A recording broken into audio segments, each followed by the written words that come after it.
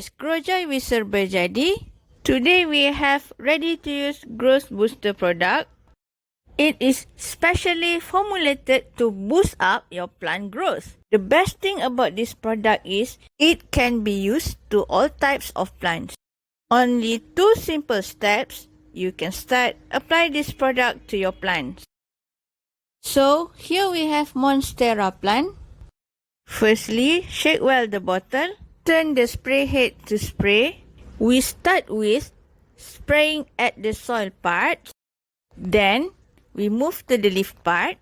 Make sure you spray all the leaf parts of the plants. Next, we have harvested chives. Use Serbajadi Growth Booster at your harvested plant once in a week to help your plant grow healthier. The best thing about this product is it provides instant nutrient to your plants and it is non-toxic product. Thanks for watching and don't forget to like, subscribe and follow our YouTube channel Serbajadi Gardening. Always think gardening, think Serbajadi, grow joy.